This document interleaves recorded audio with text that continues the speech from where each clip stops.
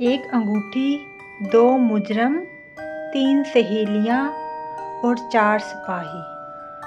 तुम्हारी अंगूठी तो बहुत प्यारी है और इसका नगीना कितना चमकदार है। आयशा ने जन्नत के हाथ में नई अंगूठी देखकर कहा, जो अपने जूते के तस्मे बांधने में मसरूफ थी। अच्छा, जन्नत ने मसनूई हैरत का इजहार किया और मुस्कुराने लगी। घंटी बजी और दोनों जल्दी जल्दी असेंबली हॉल की तरफ जाने लगी। वो दोनों मैट्रिक की तालबा थीं। छुट्टी के वक्त स्कूल के गेट के बाहर आयशा जन्नत का इंतज़ार कर रही थी। जन्नत उसके सामने आई और अपनी बंद मुट्ठी आयशा के सामने करके बोली, बूझो इसमें क्या है? मुझे क्या पता, आयशा मुस्कुरा कर बोली। जन्नत ने उसका हाथ पकड़ा और कागज़ में लिपटी हुई कोई चीज़ उसके हाथ में पकड़ा दी। आयशा ने उसे खोलना चाहा तो जन्नत झट से बोली, नहीं नहीं, अभी नहीं, घर जाके खोलना। फिर वो दोनों घर की तरफ चली जाती है। शाम को बाजार में आयशा की मुलाकात जन्नत से हो गई। उसने जन्नत से कहा, तुमने जो अंगूठी मुझे दी है वो बहुत ही प्यारी है, कहाँ से ली थी तुमने? वो बोली, मुझे साहिबा ने दी थी मेरी सालगिरह के मौके पर। ये शोर कैसा है? मुझे लगता है लड़ाई हो रही।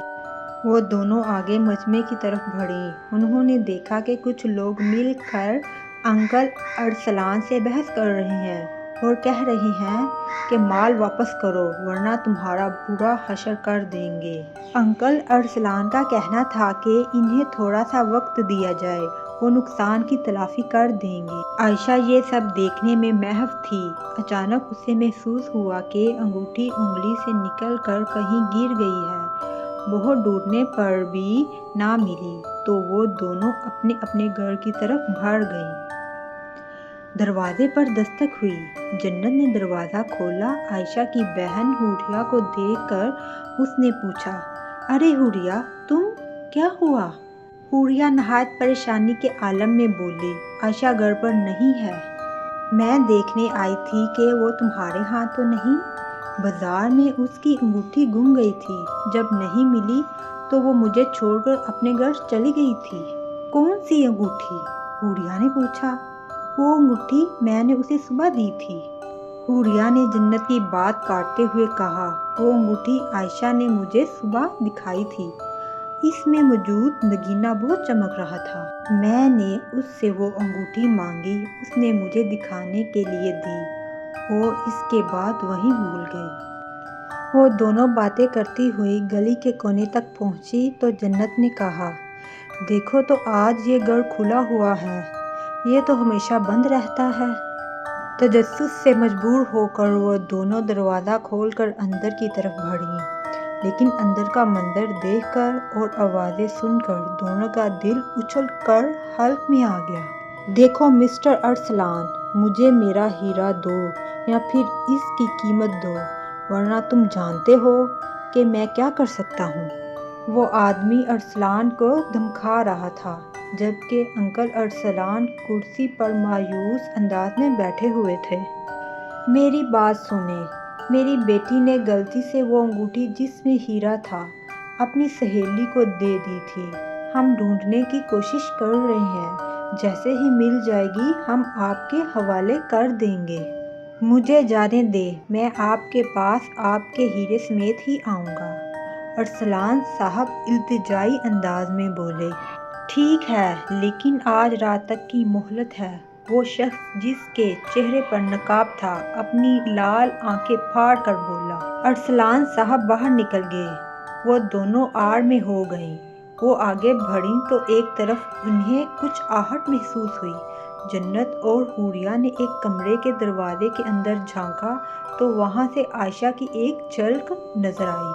वो ज़मीन पर लेटी हुई थी और एक आदमी पिस्तौल लिए खड़ा था।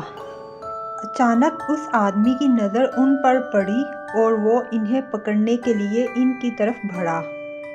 हुरिया, जो जन्नत के पीछे खड़ी थी, फौरन बोली, हम दोनों भागेंगी तो ये हम दोनों को पकड़ लेंगे। तुम आहिस्ता आहिस्ता से भागना जब तक ये तुम्हें पकड़ेंगे। मैं जाकर किसी को मदद के लिए बुला लूँगी। حوریہ نے فوراً بھاگنا شروع کیا۔ جنت تھکے تھکے انداز سے بھاگ رہی تھی۔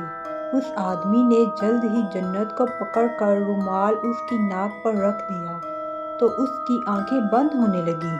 حوریہ بھاگتے بھاگتے گلی سے باہر نکل آئی۔ گھبراہٹ کے مارے اسے لگ رہا تھا جیسے وہ اپنے گھر کا راستہ ہی بھول گئی ہو۔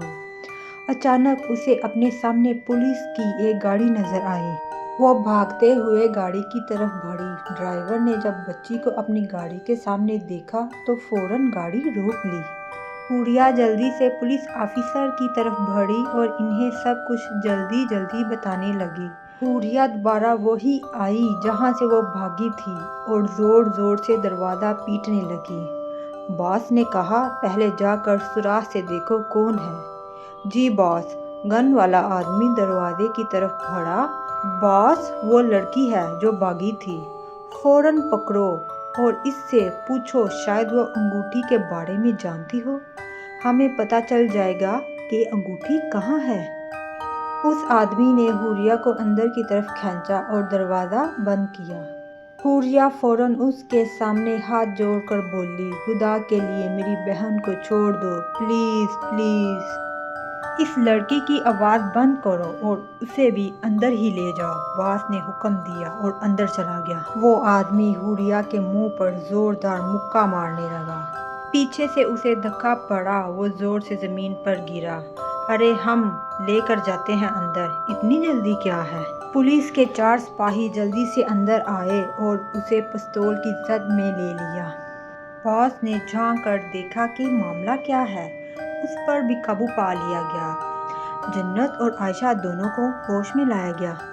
تھانے میں ارسلان اور اس کے باس کے بیان سے معلوم ہوا کہ یہ دونوں مل کر غیر قانونی طریقے سے ہیروں کی اسمگلنگ کرتے ہیں اور کچھ دن پہلے ہی انہیں ایک بہت بڑے مافیا سے قیمتی ہیرا مہیا کرنے کا آرڈر ملا تھا۔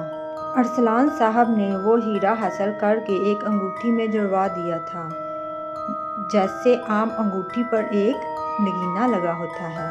وہ انگوٹھی غلطی سے میز کی دراز میں رہ گئی۔